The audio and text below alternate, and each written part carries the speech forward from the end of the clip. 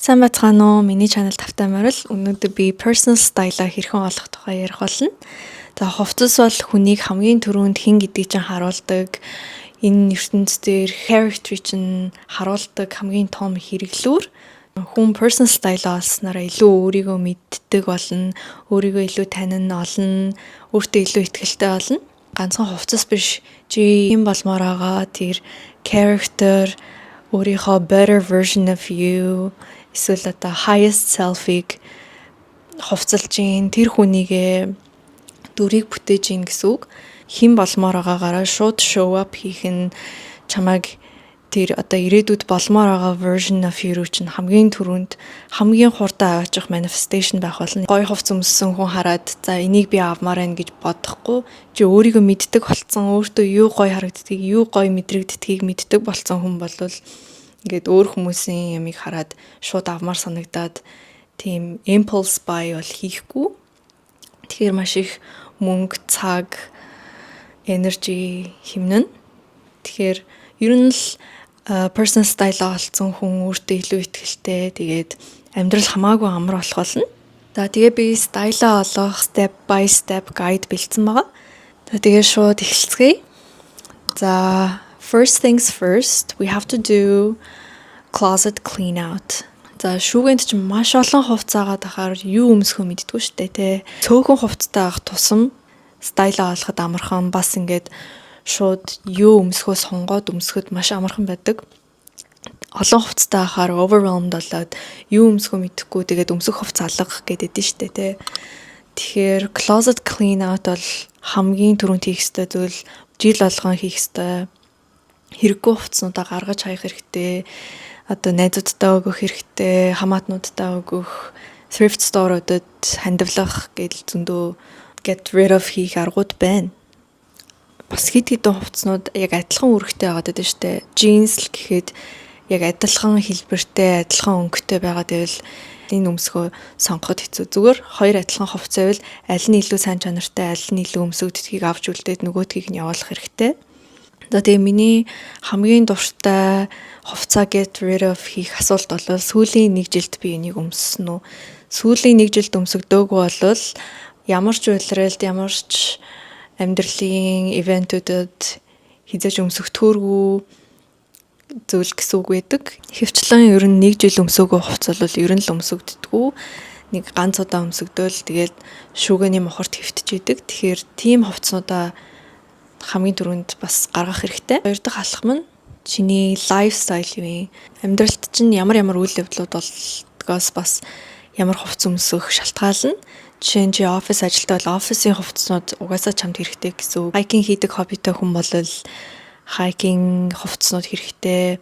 Аялалд явдаг хүн байвал аяллаа хувцас гэх мэтчлэн пилатес явдаг, жимд явдаг хүн тийм хувцснууд хэрэгтэй гэл явж өгнө шүү дээ. Тэгэхээр өөрийнхөө лайфстайлыг бас тодорхойлоод ямар хоббитой хаашаа явдаг гэдгээрээ янз бүрийн ивентүүдэд явдаг бол тийм ёслолын маягийн preppy ч гэдэг юм уу, the elegant ч гэдэг юм уу, тийм хувцснууд хэрэгтэй байдаг бол тэднийгээ жагсааж бичээд тийм хувцснууд надад хэрэгтэй байдаг гэдгийг бас тодорхойлох хэрэгтэй.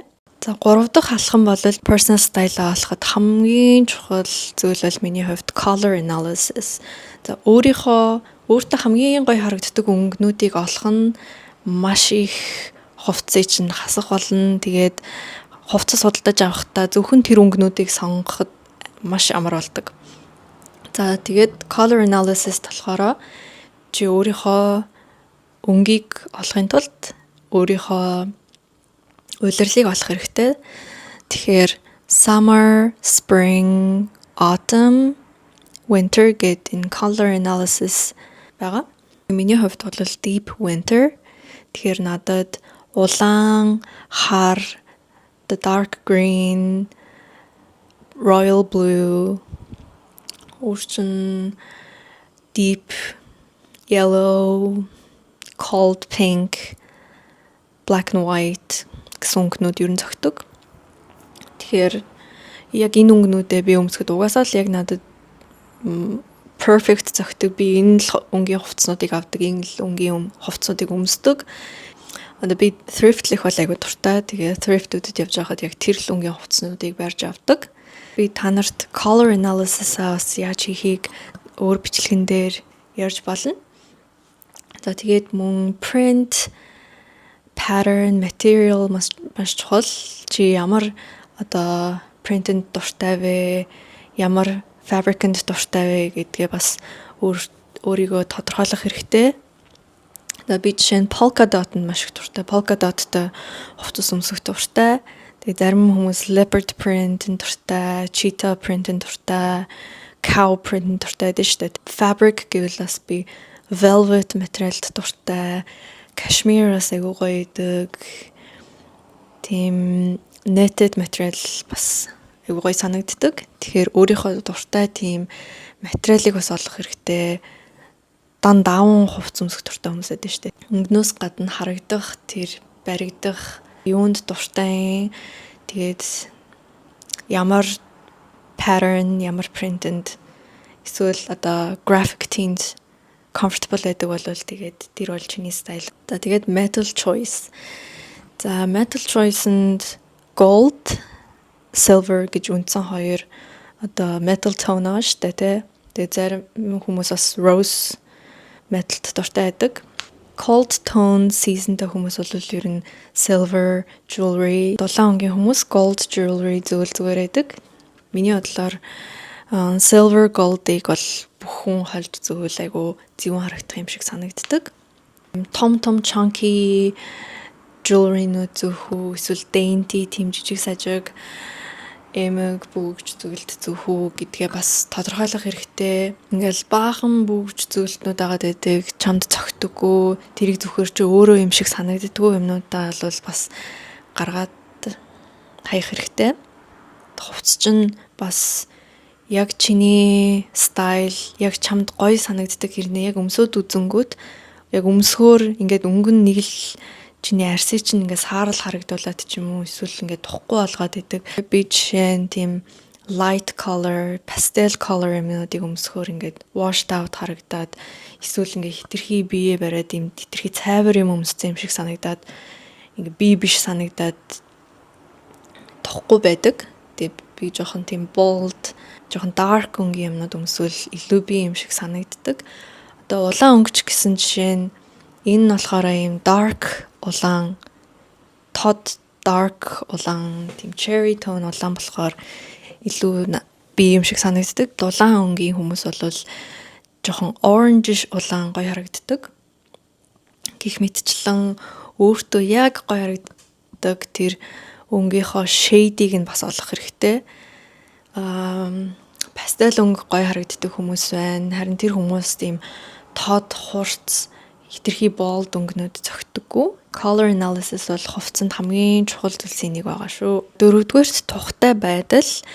За түрүүн бас ярьсан өнгө чинь чамд тухгүй байдаг бол тэр чиний стайл биш байна л гэсэн үг. Чамд энэ яг би юм шиг санагдаж ин гэсэн л мэдрэмж өгөхгүй бол тэр хувцс чамд тухгүй байна гэсэн үг. За тэгээд хэлбэр бас зарим хүн ингээд яг таарсан хувцсанд дуртай байдаг шүү дээ, тэ. Харин зарим хүн ингээд oversized юм өмсвөл илүү өөр юм шиг санагддаг гэх мэтчлэн хувцсныхаа яг өөртөө ямар силуэт, ямар хэлбэртэй хувцас гоё харагддаг гэдгийг маш сайн ойлгох хэрэгтэй. 5 дахьт мэдээж бас таардаг хувцас орно.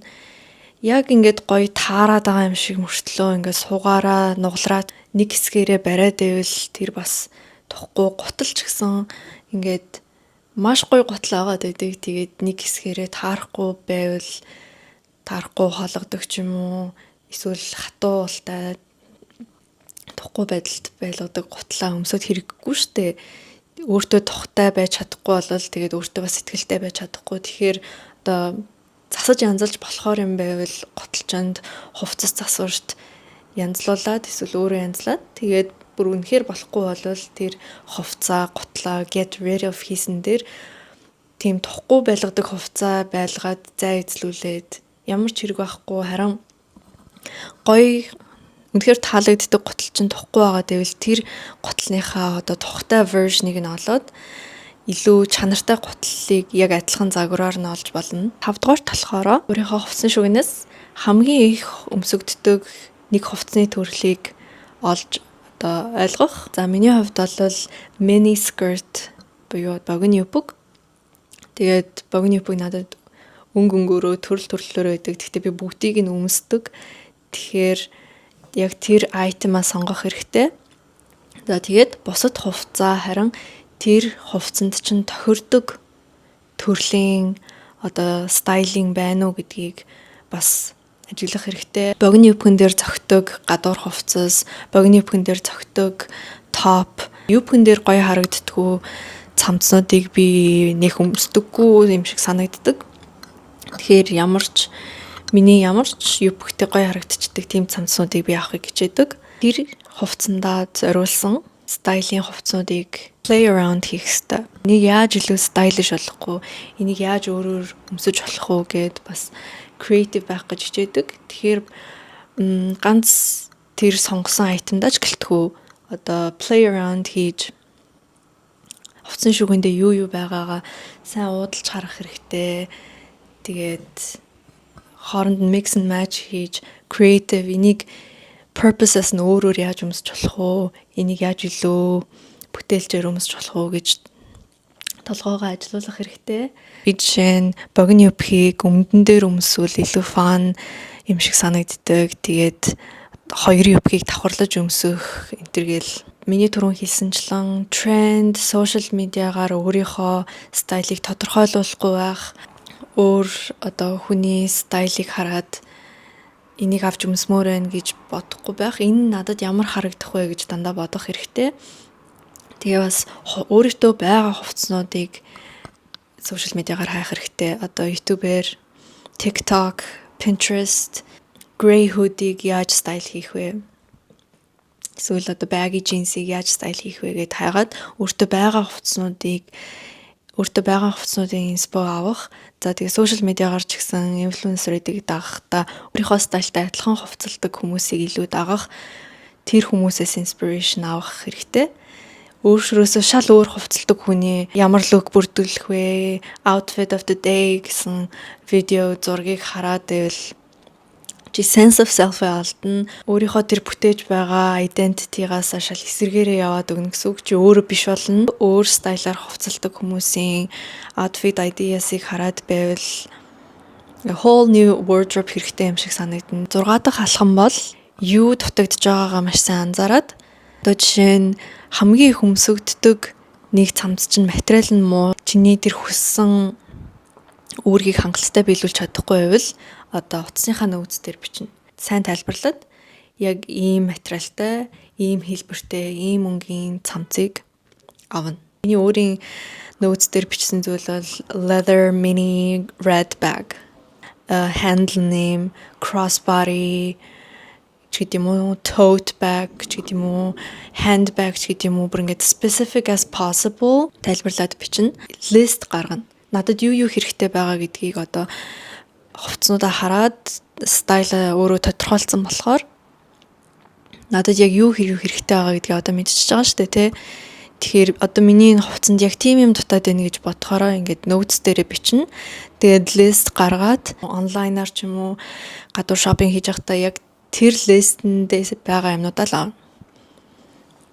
Тэгэхээр impulse buy хийхээс сэргийлэх хэрэгтэй. Ягаад гэвэл ингээд сэтгэл хөдлөлөөр авцсан тэр үедээ гоё харагдаад авцсан. Яг үнэндээ нэг өмсөгдөхгүй байж болно шүү дээ, тий. Тэгэхээр яг хэрэгтэй, энэ надад хэрэгтэй гэсэн юмнуудаа л бичээд тэр листэндээ л stick to it хийн.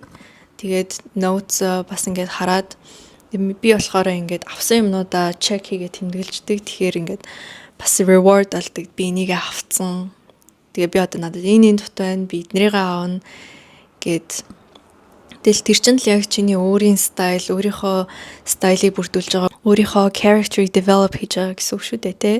Ингээд алхмууд маань дуусж байгаа. Энэ алхмууд бол яг чиний personal style-а тодорхойлоход туслах алхмууд. Нэмэлтээр бас personal style-а олох, илүү өөртөө ихтэй байх, өөртөө сэтгэл хангалуун, тэгээд илүү загварлаг байхад туслах нэгэн чухал зүйл бол хүмүүсээс ямар харагдаж байгаагаа энэ надад зөгч гин үү? эсвэл хувц авахдаа энэ ямар байна, энийг авчих уу ч гэдэм юм уу. Тийм асуултуудыг битгий асуугаарай. Харин тэр асуултуудаа өөрөөсөө асуу. Энэ надад гоё харагдаж байна уу гэдгийг би өөрөө л мэдэн штэ тий. Энэ хувцас надад гоё харагдаж байна уу? Энэ надад тухтай санагдаж байна уу? Энэ хувцас намайг өөрийгөө илэрхийлэх тусалж байна уу гэдгийг чи өөрөө л мэднэ. Тэгэхээр өөртөө тэр validation-ыг өг. Хин нэгэнд таалагдах гэж тэр хүнтэй адилхан хувцлах гэж хичээх, кул харагдах гэж хичээхийн тулд өөрөө биш хувцас өмсөх ямар ч хэрэг байхгүй.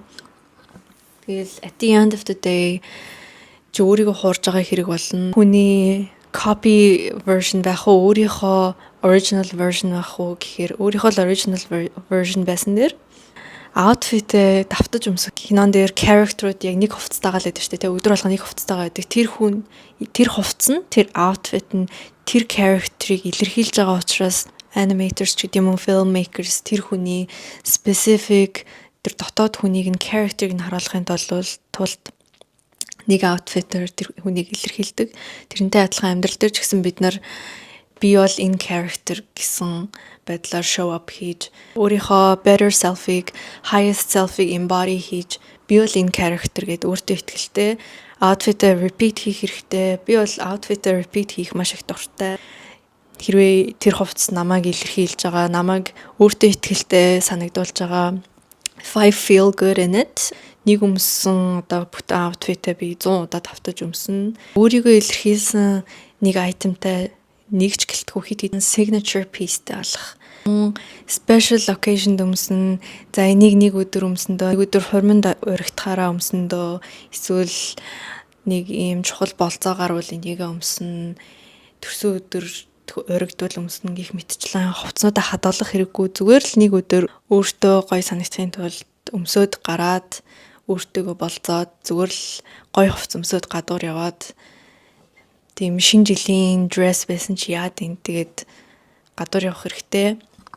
Шинэ жил гэснээс бас ганцхан удаа өмсөгдөөд хаягдах хувцас битгий аваарэ гэж зөвлөе. Би бол тийм ганц удаа өмсөгдөөд хаягдах хувцас авах дурггүй. Олон удаа өмсөх юм аав.